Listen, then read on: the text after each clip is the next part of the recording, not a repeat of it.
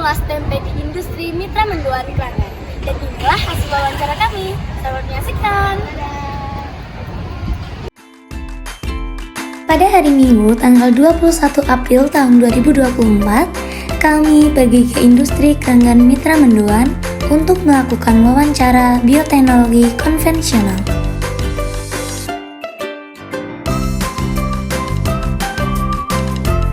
Sebelum kami melakukan wawancara pada industri Mitra Mendoan Kerangan, kami sudah mendapatkan izin dari pemilik industri tersebut.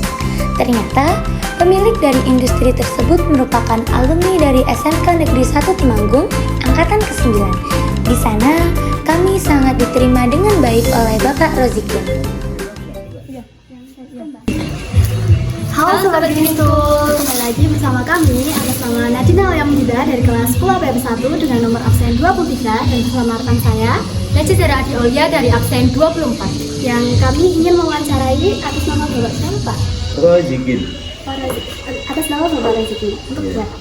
Untuk ini saya izin bertanya ya Pak, untuk apa nama industri yang Bapak jalankan pada saat kali ini? Namanya ini nggak ada, cuman ya itu hanya sekarang itu ada yang baru itu namanya ya ini mitra ya. Ini sambil ada mendoannya, bukannya tempe tapi tempe yang plastik, bukan yang daun atau bambu. Kan ada macam-macam tempe daun, ada tempe bambu atau jumbung. Nah ini yang plastik. Yang plastik, terus sama yang sebelah ini bikin mendoan, sama yang depan tuh mendoan. Nah, saya rasa mungkin mbak mungkin untuk istilahnya tempe mungkin ya sudah sedikit banyak mungkin sudah tahu. Nah mungkin yang perlu ditanyakan yang lainnya apa gitu. Untuk apa nama produk yang dijual oleh Bapak? Namanya nggak ada, hanya biasa tempe gitu aja. Belum ada, belum mencapai ke tingkat besar ya, belum. Untuk skala usaha Bapak ini termasuk usaha skala kecil, menengah atau besar? Saya rasa skala menengah, yang menengah ya.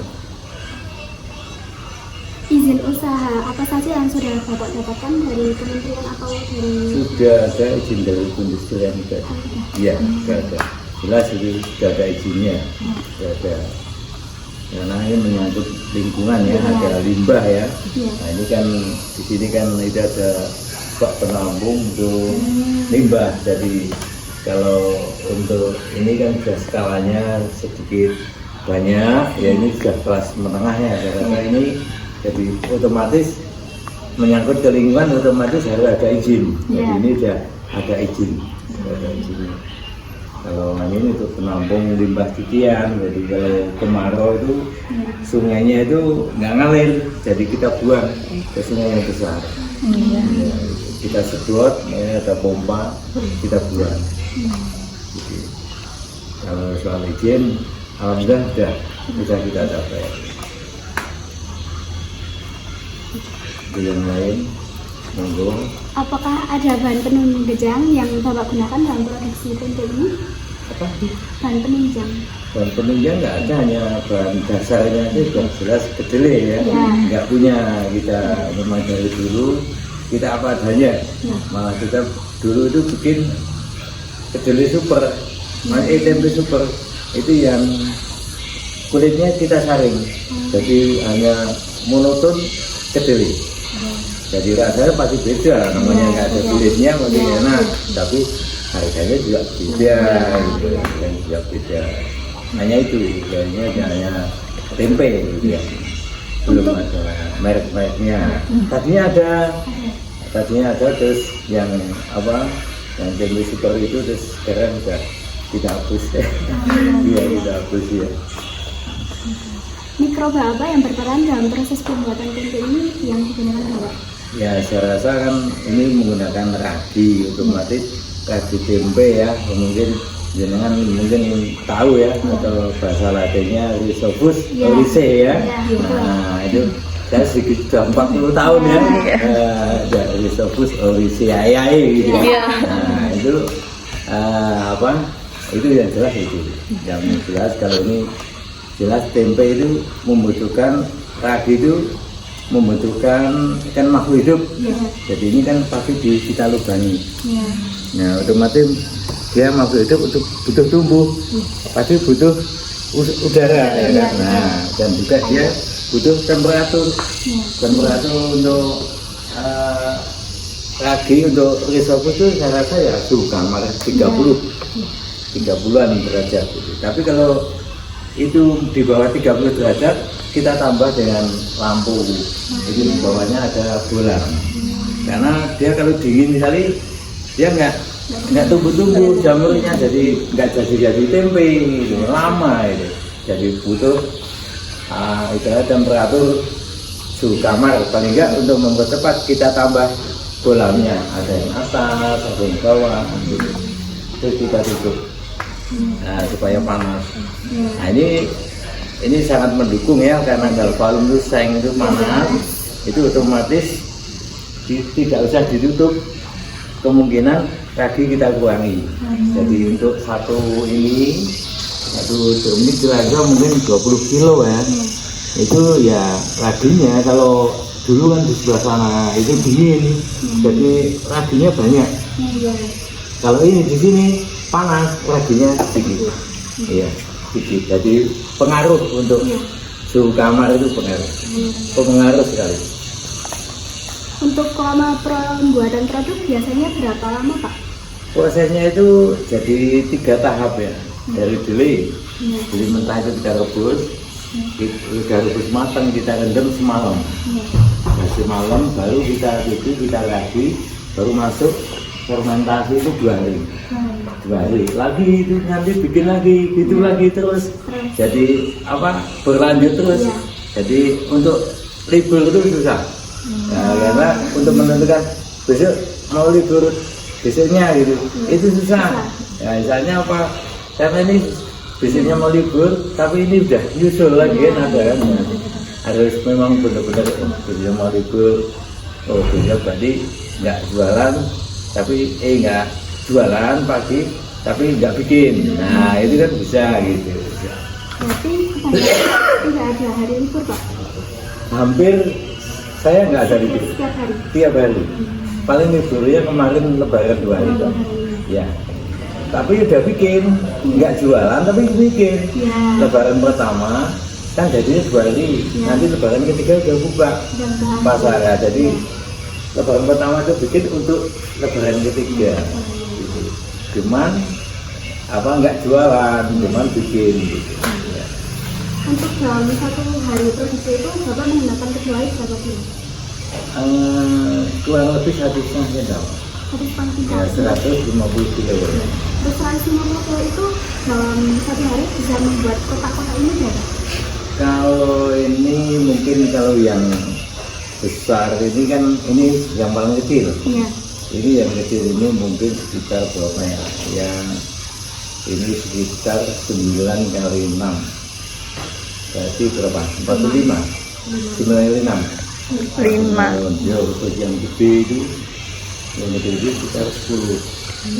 Nah, itu. Jadi ini kan modelnya satu papan itu untuk yang ini kan ada 4 jenis. 4 tipe ya, 4 tipe.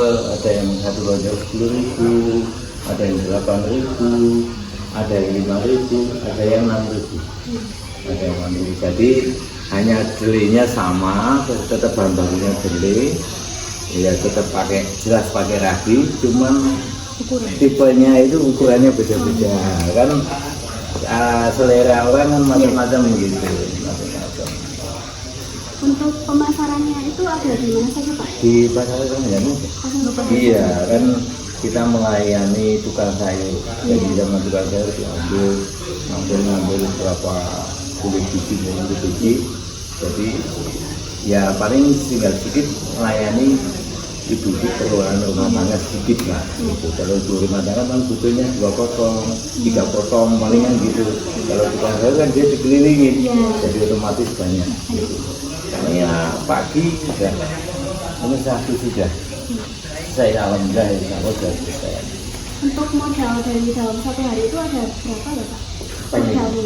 untuk membeli kedelainya atau raganya itu Kitanya kan belinya kadang 2 kintal, kadang 3 kintal, itu 2 ton, 3 ton. Jadi bisa diperkirakan aja kalau misalnya sekarang harga beli rata-rata hampir 12.000 ya per kilo. Kalau rata-rata 1,5 kan bisa kita kalikan, ya 12.000 kalikan 150. 150 kilo, 1 kilonya kan 12.000. Itu ya sekitar itu, ya itu aja. untuk keuntungannya itu berapa Pak? Kalau menjualnya? Kalau keuntungan nggak bisa diambil, saya otomatis karena kadang-kadang hampir kitanya nggak bosan ya, walaupun tiap hari itu mau bikin tempe tapi sama tempe nggak bosan. Kadang kita goreng, kadang gitu ya. Nah ya, terus kadang ini ada yang pas mau dikeluarin ada yang jatuh, ya jadi nggak tentu. Kadang-kadang nggak, ya namanya anu kan di sini ada kucing, ada kucing pun seneng sama tempe itu lah. Jadi untuk anu kan mungkin Anda bisa anu, kalau ini kan bisa 6.000 satu potong, ini palingan 50 sayur. Terus untuk yang 10.000 itu bisa jadi misalnya itu ada 8, ada 80. Nah itu mungkin kan bisa diambil, cuman kitanya ya dibilang pokoknya cukup lah, cukup ya. Cukup. Untuk usaha yang udah di Jalan Baru itu udah berapa tahun ya Pak? Ini mungkin kurang lebih 11 tahun. 9 tahun? Iya, 11 tahun. Untuk faktor-faktor pendukung yang dalam usaha Bapak itu apa saja? Faktor pendukung yang buat usaha ini maju lagi gitu Pak? Untuk supaya maju lagi gitu, ya otomatis modal ya kan. Ya, modal. Kalau ya modal otomatis ya, yang penting pemasaran. Dan pemasaran itu misalnya kita mau bikin lebih banyak bisa, cuman mampu nggak untuk buangnya. Nah gitu kan, jadi kalau beli kan banyak gitu. Cuman kita mungkin misalnya mampu ya untuk bikin, cuman di pasarnya nggak tinggi. Kadang-kadang di pasar itu kayak gitu, pasar surut nggak habis gimana gitu. Kalau mau bikin banyak, kayaknya gitu bikin banyak, cuman pasarnya ini yang nggak bisa ya. Untuk faktor penghambat apa yang Bapak rasakan Jadi untuk pembuatannya nggak ada masalah ya, nggak ada. Soalnya kitanya udah udah lama, ketiga ya keduanya saya itu kan ya dari THP ya kan, nah, otomatis teorinya itu tahu gitu ya kan, teorinya tahu. Jadi otomatis ya kalau untuk gagalnya itu kemungkinannya kecil gitu. Kecuali lupa nggak dilagi, kalau banyak nggak dikasih lagi, nah itu otomatis nggak jadi, nggak ada laginya gitu. Untuk perawatan apa saja yang Bapak gunakan dalam produksi tempe ini? Kalau perawatan sih ya saya rasa nggak ada, cuman istilahnya kan ini perawatannya sangat minim ya. Misalnya kan bahannya juga jarang rusak. Rusaknya mungkin kalau kena usia atau mungkin jatuh, jadi perawatannya sangat sederhana, sederhana. Untuk peralatannya yang Bapak gunakan itu ada apa saja? Nah ini untuk pemasakannya itu kalau biasanya pakai drum, itu drum di sana.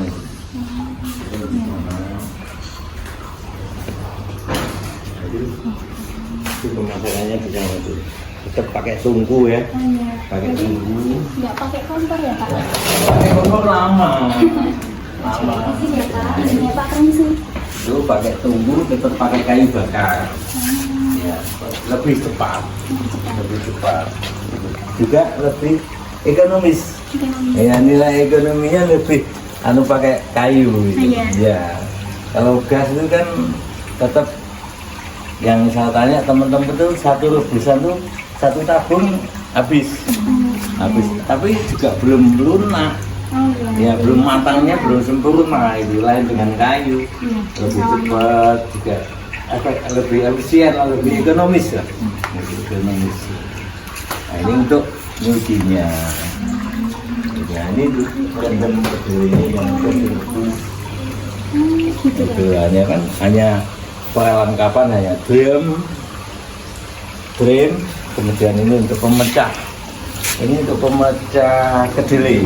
Nah, kan kedelai kalau zaman dulu itu diinjek-injek gitu ya. Nah, untuk mecah itu dikali ini kita pecah pakai. Ini namanya apa ya Pak? Kalau saya tahu. Apa ya, Miller apa ya? Kalau di SDM ada itu ya. Ya, ada itu ya. Lupa ya. Enggak. Memorinya agak udah kendul. Nah, ini kemudian ini sama, ini drum yang untuk nyuci. Ini untuk nyuci jelly. Itu nyuci jelly. Nah, itu ini kita kasih lubang. Nah, kalau kita penuhin air, kita gepuk gitu. Lalu udah apa? Kita kelihatan angkat bersih, kita kumpul, airnya baru keluar, kita isi lagi air. Ya mesti menurut kasat mata itu bersih lah, ya normal lah gitu aja. Itu udah kita anggap bersih. Kalau nggak bersih otomatis juga terus dipegangnya juga agak ngelendir karena banyak proteinnya ya kan, otomatis di anu itu direndam itu kental itu kental. Makanya ini air rebusan itu juga kalau kemarin diminta itu peternak sapi atau kambing itu betul untuk minum itu kan perutnya jadi gemuk, mengurangi cari rumput. Nah, mengurangi jadi menambah anulah nutrisi ya kan. Hanya itu perlengkapan drum, kemudian ini untuk pemecah, ini untuk nyuci, kemudian papan termasuk perlengkapannya papan atau riget sama riget itu untuk fermentasi tempenya. Itu sudah mau jadi dan aku putih. Nah, itu sudah fermentasi otomatis 2 hari ya, kebanyakan 2 hari. Sudah siap dijual. Ya. Kalau udah kelihatan panas, ragi itu kan panas. Nah, itu kalau udah panas kita keluarin. Kalau nggak dikeluarin lama, jadi nggak jadi tempe, malah jadi diri lagi. Iya, jadi kembali diri lagi karena raginya mati, malah dia jadi mati. Kalau kita keluarin itu selamat. Makanya ya hanya itu. Ya sebenarnya kalau beli termometer sih lebih bagus, ini yang lebih bagus. Cuman ini saya udah dari badan aja udah, oh ini panas. Nah kita keluarin, oh ini atau kita pegang udah gimana udah refleks lah. Kalau boleh tahu karyawan Bapak ini di sini teman-temannya ada berapa ya? Ada 7. Ya. Yang lama itu yang banyak itu kan mendoan. Mendoan itu kan tahu sendiri kalau ini pakai hiduk cepat. Kalau mendoan itu kan nanti bisa dilihat itu pakai jari-jari. Nanti untuk mendoan bisa Mbak tanyain. Yang di sini terus tanyain saya di sini. Untuk kalau bisa dijelaskan Pak, prosesnya itu bagaimana dari pembuatan awal sampai dari awal. Ya. Dari awal otomatis kedelai ya, kedelai mentah kita rebus. Nah, baru udah kelihatan kok di anu itu pijit itu udah ya nggak empuk sekali, nggak keras sekali, udah sedang cukup kita angkat. Lalu kita rendam. Kita rendam semalam, kita pecah. Dan pecah, kita cuci. Kita cuci yang penting bersih. Baru setelah itu ini pencuciannya peragiannya nggak kayak di sana setelah. Kalau ini atau zaman nenek moyang kita, kalau ini skalanya besar, otomatis kita masukkan drum, kita isi air. Jadi peragiannya pakai air. Kenapa? Karena apa? Kalau nggak pakai air kita capek, tangannya nggak kuat, kan banyak untuk nyambur itu. Jadi prinsipnya kedelai udah bersih, isi air, baru kita kasih ragi. Nah, raginya depannya pakai ragi tempe. Kalau zaman dulu kan itu yang di daun. Nah, itu nanti pakai ragi tempe. Nah, kira-kira kalau saya ini tiap hari 7 sendok. 7 sendok. Ini kalau udah rata-rata udah ini airnya udah tadinya kasih lagi budak terus, kalau udah bening baru kita bocorin airnya keluar. Kalau udah baru kita balik. Kalau udah tiris, udah kelihatan tiris baru kita cetak. Udah hanya itu, baru fermentasi. Udah jadi. Iya, jadi. Hanya fungsinya itu hanya istilahnya masak, perendaman, pemecahan, penelitian, peragian, fermentasi. Sudah selesai. Dan kalau zaman dulu dengan skala kecil 1 kilo, 2 kilo, nyampe 5 kilo kan pakai tampah. Iya. Pakai tampah baru kita campur lagi. Itu kuat, mampu. Kalau ini skala besar ya tangannya nggak kuat, capek. Iya, lama. Membutuhkan hari lama.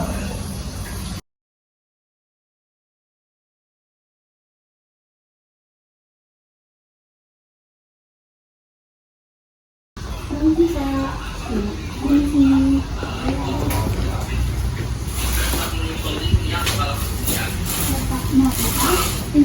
Izin mengulang waktunya Pak untuk kami wawancara ini. Untuk saya atas nama Nadina yang Muda dari kelas 10 APMP dari Sekolah SMK Negeri 1 Kediri. Untuk proses pembuatan tempe mendoan itu seperti apa ya Pak? Dari awal pembuatan. Masanya ini kan cuma penciptaan kok. Awal pembuatan Sama kayak pembuatan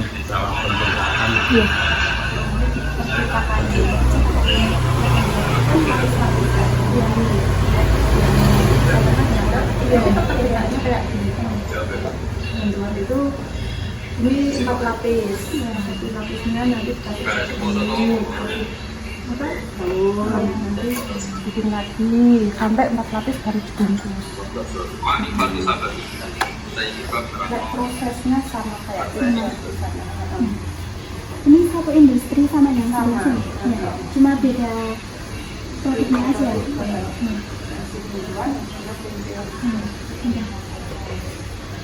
Ini pemasarannya sama juga Pak? sama, ini kan Pasarkan usahanya satunya.